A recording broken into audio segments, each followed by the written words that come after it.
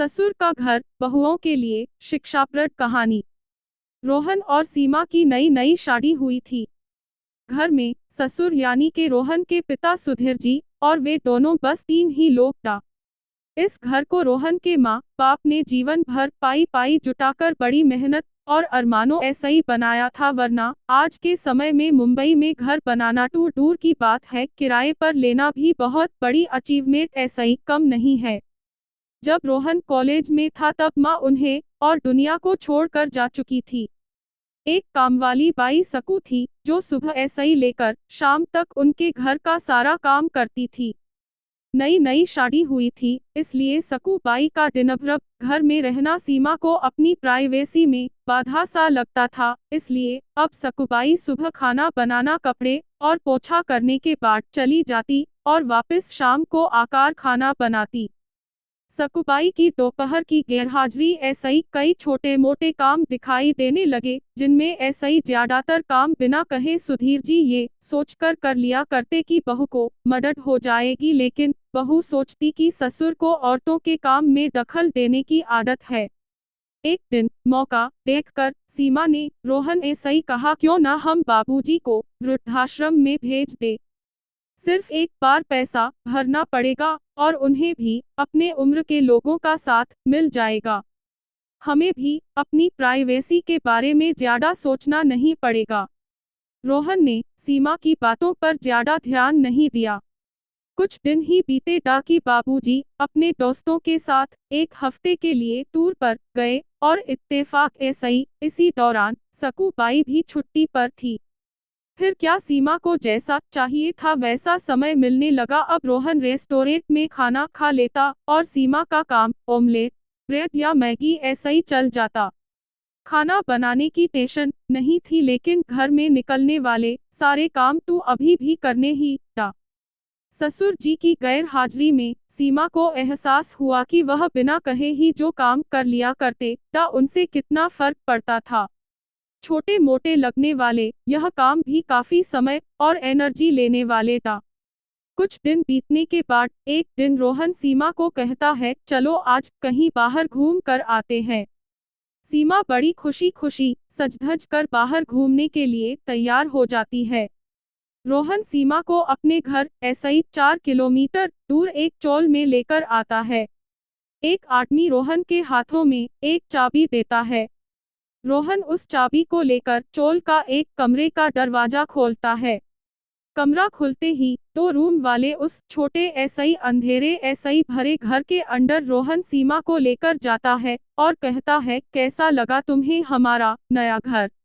रोहन कहता है, हम अगले महीने ऐसा ही इसी मकान को भाड़े ऐसा ही लेकर रहेंगे अलग और अपनी प्राइवेसी का मजा लेंगे। अभी मेरी आमदनी के हिसाब ऐसा ही हम इसी को एफोर्ड कर सकते हैं। रोहन का यह व्यवहार सीमा के समझ में नहीं आया। वह चौंकते हुए कहती है, हमारे पास अपना इतना बड़ा घर तो है, फिर क्यों हम भाड़े ऐसा ही रहेंगे। रोहन यूं टोकते हुए कहता है, सोच समझकर बोला करो, वह घर हमारा नहीं है, वह माँ बाबूजी का है। तुम्हारे पास 1 महीना है सोचने के लिए कि तुम्हें आगे क्या करना है। दोनों वहाँ ऐसा ही वापस अपने घर लौट आते हैं। पूरे रास्ते सीमा के दिमाग में तरह तरह के विचार चल रहे था। घर पहुंचते ही उसने रोहन ऐसा ही कहा, माना कि यह घर माँ बाबूजी का है, लेकिन क्या हमारा इस पर कोई हक नहीं है। रोहन ने कहा, बिल्कुल है, लेकिन माँ बाबूजी के पास जब तक वह है तब तक तू नहीं। अगर तुम्हें हक समझ में आता है तो तुम्हें जिम्मेदारियां भी समझ में आती होंगी। सिर्फ हक के बारे में सोचकर और अपनी जिम्मेदारियां भूलकर स्वार्थी होना क्या भला अच्छा होता है। सीमा के पास रोहन के इस सवाल का कोई जवाब नहीं था। वह सोचने लगी कि उसने अपने क्षणिक सुख के स्वार्थ के लिए इतने नीचे गिरकर ऐसी घटिया सोच अपने दिमाग में आने दी। यूं मन ही मन पछतावा होने लगा। सीमा रोहन ऐसा ही बोली, मुझे माफ कर दीजिए, मैं सच में स्वार्थी हो गई थी, मुझसे बहुत बड़ी गलती हो गई। रोहन बोला, तुम्हें पछतावा हुआ, मेरे लिए यही काफी है, मैं तुमसे नाराज नहीं हूँ।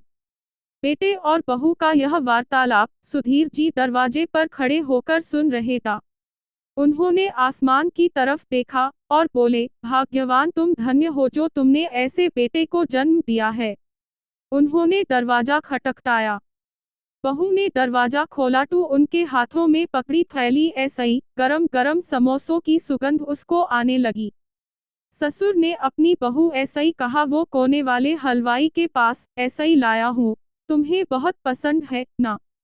सीमा को अपने ससुर के प्रति विचार और ससुर के उसके प्रति प्यार, उन दोनों का फर्क समझ में आते ही उसकी आंखों में पश्चाताप के आंसू और चेहरे पर अपने परिवार के प्यार के कारण मुस्कान आ गई। दोस्तों, इंसानी दिमाग में दिन भर में हजारों विचार आते हैं, कुछ अच्छे कुछ बुरे, लेकिन किसी भी विचार को शब्दों में परिवर्तित करने ऐसे ही पहले उनको समझना बहुत जरूरी है। अक्सर विचार और वास्तविकता एक दूसरे ऐसे ही मेल नहीं खाते हैं। हमारे बुजुर्ग जो हमें बोझ लगते हैं, जिनसे हम बात बात में चीर जाते हैं, और ऐसा इसलिए होता है क्योंकि हम स्वार्थी होकर सोचते हैं और हम उनके योगदान को समझ नहीं पाते। वह हमारे जीवन में बहुत अहम किरदार निभाते हैं।